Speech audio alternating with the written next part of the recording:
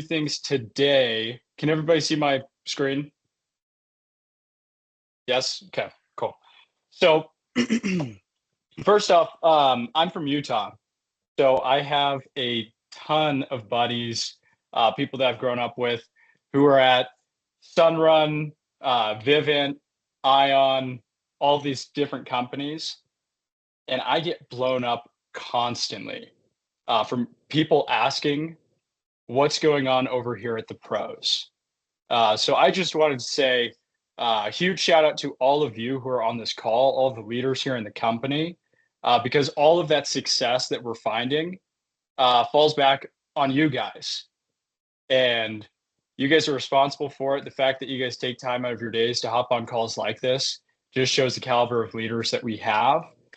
So big shout out to all of you guys. Now, today I'm going to talk about the key to successful leadership.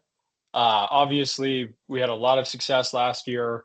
Our team was able to win the champs competition and a few other ones, and we've grown rapidly. So I'm going to kind of pull back the curtain a little bit with the time I have with you guys today, and kind of show you what it takes to scale and build a team like that. And just so you guys all know, we came over with less than 15 reps 2 years ago. Now we have upwards of 100, 120, 130 reps. So we've been growing. We've had a lot of success, and it's based off of what I'm about to show you guys. So jumping in, first thing I want to touch on is TJ. TJ's here on this call, and I'm going to tell you guys a quick little story about my man TJ. So TJ cleared 100 deals last year. He's one of the best leaders and reps in this entire company. He actually came over from Sunrun. So we recruited him. He was doing 5-10 deals per month. And he was pretty comfortable just doing that. And he came over here and he was struggling because he was building out his team. He was having to hire new setters and kind of just start from ground zero. And I remember I got a call from TJ and he hit me up and he was like, dude, my car broke down. He's like, I'm living in like a trashy spot. He's like, I'm struggling, like mentally. I don't feel like I'm doing this well enough. And it was just everything had kind of come together, and he was at his breaking point. So we sat down with him, and as a leader, it's really easy to kind of pinpoint what the issue is from like a technical standpoint. So with TJ, I was like, dude, in my head, I was like, the issue is you're not spending enough time on the doors. You're not out in the field enough, and your mindset's a little bit off. But that's not what we went over with him. We took him out to dinner, a couple of the leaders. We focused on building him up. And we're like, hey, TJ, dude, everybody in this office looks up to you. He's been doing solar for 6 years, 7 now. And we're like, you're one of the most capable people in this company. And at the time, he was doing 2, 3, 4 deals a month. And we were like, dude, like you should be doing 10, 15 per month minimum. You are capable of this. Everybody knows that you can do this. Pouring belief into him. So we helped him get back on his feet, helped him out with some of the car stuff.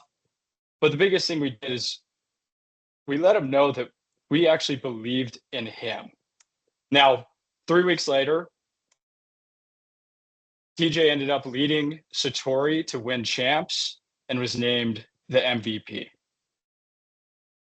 He closed 19 deals the final week of champs.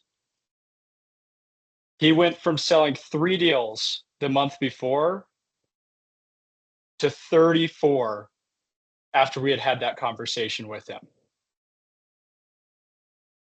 There was no change to his pitch, his close, or any of his sales processes. What changed is TJ started to believe in himself. And that's kind of what I'm going to be talking to you guys about today. Reps don't need criticism. In a lot of cases, they need us as leaders to step in and to help elevate them. So real quick, like Tyler said, my name is Ian Chamberlain. I'm from Utah. Originally, I was going to school. I thought I was going to become a doctor. Got into sales, selling refrigerators, TVs when I first started. Got into pest control. The reason this topic matters a lot to me about this belief topic is because I've seen it change people's lives. It's changed my life. And as leaders, if you don't have a good grasp on this, you will not be able to lead your people to success. And this is my wife. That's my son. We just had our second child about a month ago. So that's just a little bit about me. Now, in our industry, the core challenges we face is high turnover. So first off, it's hard to recruit reps when we get them. A lot of them leave. When we do get reps who step in, start finding success, unfortunately, a lot of them get very complacent and they just start underperforming, and they deal with that whole dreaded solar coaster. Now, what's actually causing this is not Gen Z or just this generation we're dealing with. It's not the dealer fees. It's not saturated markets. And the teams that are doing the best, they aren't getting lucky. There's something specific that they're doing to lead differently. So the real problem is the way we lead. Now, I refer to this as the skill trap. We just had Doug Cartwright hop on a call, the Infinite guys kind of put on for us. And he said something that's super interesting. He said, our success is only 5% dependent on our skill level. Let that sink in for a second. Because most teams spend 95% of their time focusing on the rep's skill. What we're doing is we're developing these talented reps who have no ambition, and they turn into these guys who are just leaving companies, who are up and down because they're not pointed in the right direction. And then as leaders, we're jumping in, we're hypercritical, and we're not empowering our guys. So take a screenshot of this. This is massive. This was a mindset shift for me when I first saw it. When reps come into the industry, and this is something that they actually teach in therapy. So we had some guy who does NLP stuff hop on one of our trainings. He went over with us, completely changed the way I look at leadership. But when you bring reps in, the first thing you have to do is have the environment. That's at the bottom. That's they come into the office. They meet on Tuesdays and Thursdays at 12 or whatever time. Saturdays, they meet out in the field. They link up with a leader. The second level is the behaviors. So you hand them a pitch. You say you need to work these hours. You need to say this. Third is capabilities. This is kind of higher level skills. This is where you teach them how to overcome objections, how to get customers to actually agree with you, things of that nature. And right there, those low level C traits is where almost all training stops. Now, to break through and get people to perform at a high level, that's where you have to touch on their values, their beliefs, their identity, their purpose.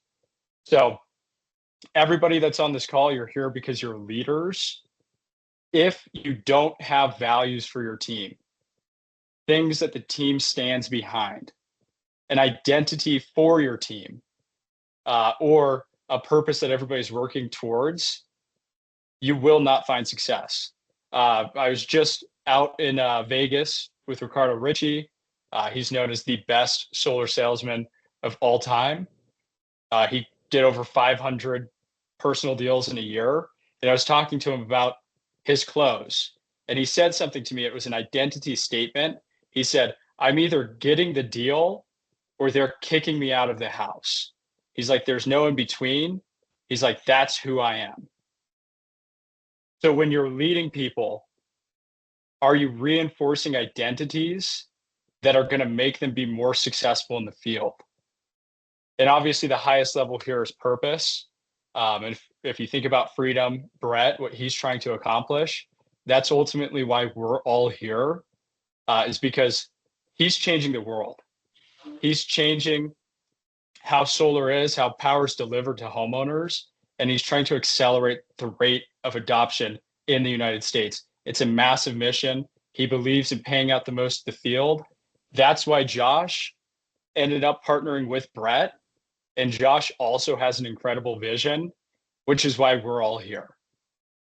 So if you guys take nothing else from this, focus on those upper 3 levels and it will change everything for your reps. Now, touched on that. So this is a huge book that has kind of shaped my thought process on leadership. It's not super well known, but definitely write this down. So it's Psycho-Cybernetics, and somebody needs to mute themselves. You're kind of hungry, huh? But Psycho-Cybernetics, basically this book was written by a plastic surgeon.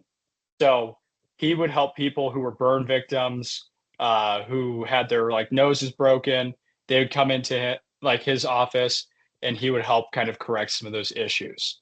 And what he started to notice, he had a 40, 50-year career, is people would come in, say they broke their nose, he would fix it, he would align it, and then they'd come back after 2 or 3 months and say, hey, my nose still looks broken.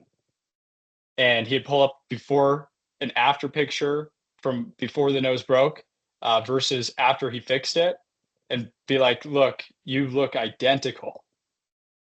But what he started to notice is a lot of these issues that people were coming to him with were self-image issues. So he actually started having consultations with people before they would get any sort of surgery done. And he gave an example. Some guy came in and he was like, hey, like, I hate the way my hands look. He's like, nobody wants to date me because of my hands. And the doctor was like, you have perfectly normal hands. And the guy's like, no, like girls won't talk to me. He's like, I like barely talk to my family. And he ended up prescribing him and telling him like, hey, I need you to go do these 10 things. And it was reach out to people, talk to people in like public settings. And he actually was changing his self-image.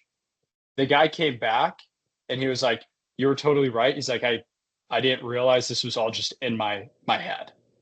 So super powerful book.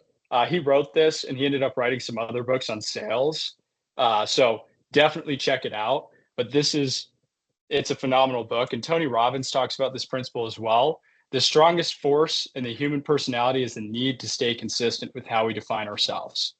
So if you understand this principle, if you understand that internal issues are typically the problem, it's not something that's external that's determining your life, that's how you regain control. So how this kind of applies for us. The issue with most of your reps isn't their skill set. I can take a rep who does 100 deals a year and put them out there with somebody who's doing 20, and most of the time the pitch is the same. But it's the way that the rep views themselves. The 100 account rep is a 100 account rep. He goes out there and he's like, hey, I'm getting 2, 3, 4 sets today because that's who I am. So our responsibility when we work with our teams is to build the belief in themselves. So we have to be that voice that elevates. And this is especially hard when people are struggling. Back to that example with TJ. I could have stepped in and been like, dude, like, go out there and just work more hours. You just need to show up, and just torn him down. But he needed somebody to believe in him. Now, one disclaimer here, this isn't something you fake. It's not fake enthusiasm. You genuinely have to find something that these people are doing well, because they will completely like see through it if it's just a lie. If like a rep does a pitch and you're like, that was the best pitch I've ever heard. and it was a completely trash pitch, uh, don't just flat out lie. Look for something that they did that you can use to build them up, but please just don't lie to people. And then understand that there is also a line. Your job's not to make every single person who comes into your door a 100 account rep. Sometimes people aren't cut out for this, and if that's the case, it's totally okay to let people go. So just understand those things as well. But so the application, when you're training reps in your office, if they get up to do a pitch in front of the team, and then they do their pitch, they're super nervous, um, and then everybody opens up just the criticisms that they have, that tears that rep down in a lot of cases. So a practice that you can do, this comes from the book, is it's like, hey, they get up in front of everyone, say, hey, dude, it takes a lot of guts to stand up in front of a room and do a pitch. It's a lot harder to do it here in front of all of us than on a door. So we applaud you for doing that. Now, here's 2 or 3 things that you could probably do to help you out. And when you deliver it like that, you build them up first. And that way, when you offer advice, you're not tearing them down. This is the same thing on the door. So I worked with a leader. He would go out and knock with people. The second he saw the rep struggling, he would jump in, cut off the rep. And his mindset was like, hey, and he told me this. He was like, I want to show these guys that I'm the best and that I can close anyone. And if they're struggling, that I can step in and do it. And that's cool. I'm glad that this guy was good at what he does. But when he would jump in and cut off his reps, he's making them feel inferior. He's tearing them down. And it's like, I would rather that rep botches a door. You walk away, you say, hey, dude, good job for like giving that your best shot. Here's a couple things I'd recommend, instead of just diving in and completely pushing that rep to the side. Same thing in the house. Please don't cut off reps if you're going out with them, shadowing closes. It just doesn't look professional. It makes your reps feel like they're not important or belittles them. And this is also really big with your leaders. A lot of the times when we have people who step up into leadership, we feel like, hey, you're a leader now. We have to be more straight with you. And then we just constantly give them criticism after criticism after criticism. And it really weighs in on them. Text your leaders when they do something great. Shout them out. Post things in your chats. Like when you build people up, it changes everything for your office. Touched on that. Okay. Now, just full circle. I kind of talked a little bit about myself at the beginning, but the reason I said that this is so important to me is because I've lived through this. So I found a lot of success early on when I came into sales. I was one of the top reps at Sunrun. It was top rep in my company when I did pest control. I ended up starting a dealer with a small local installer. Me and my business partner did. We became VPs. They made us owners of the installation company. And all of this was before I was 25. So I found a ton of success very early on. Now, we realized we were in the wrong vehicle. Our installation company, quite frankly, just was not at the same caliber of freedom. We had we had technicians fall through people's roofs. We've had people install solar on the wrong home. We had so many issues happen. It's kind of ridiculous. So we decided to switch over to the pros. And this wasn't an easy decision for us. We had over 100 people at the time. We were VPs, we were owners in the company. So we flew out to meet with them, and we had multiple meetings trying to get things back on track. Over the course of a year, it just wasn't getting better. So eventually we told them, like, hey, we're going to have to step away. Like, this is not improving. We gave them one last chance. We're like, let's figure it out. We flew back to Colorado after we had that meeting. Our reps went out into the field to start working that day, and they were all locked out of the system. So they ended up locking everybody in our dealer out. They withheld all of our reps' commissions. They withheld over a $300,000 pipeline for myself and my business partner, which at the time we had a full marketing team. We had admins, VAs, thousands and tens of thousands of dollars in monthly costs. So myself and my business partner came out of our own savings. We sold our own investments. We did everything we possibly could to make sure our people were paid and that we were still moving forward. And my self-image took a massive hit. We lost a lot of reps. I lost almost all of my savings from a multiple year career doing sales and leadership and running a dealer. And it was probably the lowest moment in my life. And our team stalled. We lost some teams in other states. And I told my business partner, I essentially thought I was done. I was like, hey, dude, I don't know if I'm cut out to lead or manage. I think I'm just going to go back to the doors because I was very, very much struggling. Now, luckily, my circle helped me back up. So those of you who don't know my business partner, Garrett Myers, he's one of the best, most stand-up people, not just in this industry, but that I've ever met. And he helped me really get back on my feet. Kevin, if Kevin's on this call, Kevin's the man. He flew out to our office multiple times. And when I was just like, hey, I'm just going to lay low, sell accounts, he was like, dude, you guys need to get back into it. You guys have more potential than this. And then lastly, just my wife helped a ton, and she always believed in me. And that was huge, especially when I just didn't believe in myself. So we got back into it. We promoted leaders. We were like, we're going to grow, and we've seen explosive growth, more than we ever had before. And it's really because these people believed in me. And it's funny because I've given trainings like this. I know a lot about the self-image stuff, but it still happened to me, and it knocked me down to my knees.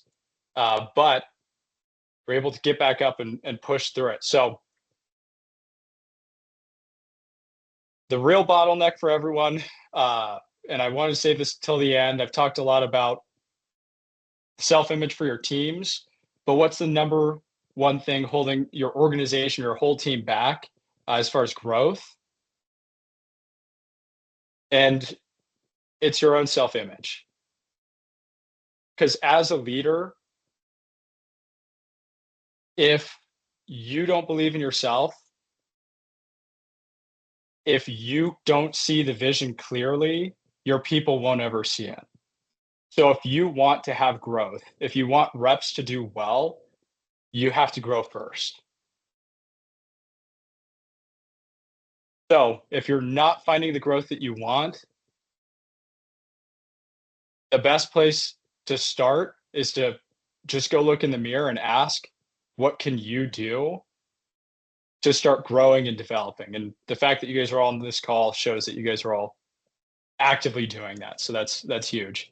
Now, the last thing here, this last quote, I was listening to a podcast from Todd Peterson. Those of you who don't know him, he started Vivint, which is arguably the most successful door-to-door company of all time. He has had multi-billion-dollar transactions, and he's known as one of the greatest, if not the greatest, businessman or entrepreneur in the door-to-door space. And on this podcast, he was asked if he could go back, what would he change? Or what was his number one regret? And he said his number one regret is that he didn't think big enough. So that shocked me when I heard that, because this man is one of the most successful people on the planet. But when he started, he talked about how he didn't always believe in himself. He didn't see that vision. And as leaders, It's our responsibility to serve and to elevate our reps. You guys have to see that vision. You have to have that internal belief, and you have to share that belief with others, even when they don't see it in themselves, and it will change their lives. So that's my training. That's what I wanted to touch on with all of you guys today. Um, that's everything I've got. So thank you guys for hopping on. Ian, you absolutely crushed that, man. And just a shout out to you. You walk out everything that you just taught on. If you guys ever get to hang out with Ian, he is always affirming people in their identity and setting goals with them. It's really cool to see you do a training on this because I get to see it on a daily basis with who you are as a leader. So appreciate you giving that training. If you guys want the slides, reach out to your VP. They can send them to you. And then this training will be uploaded to YouTube. Let's kill it this week as we get ready for Resurgence. We'll talk to you guys later.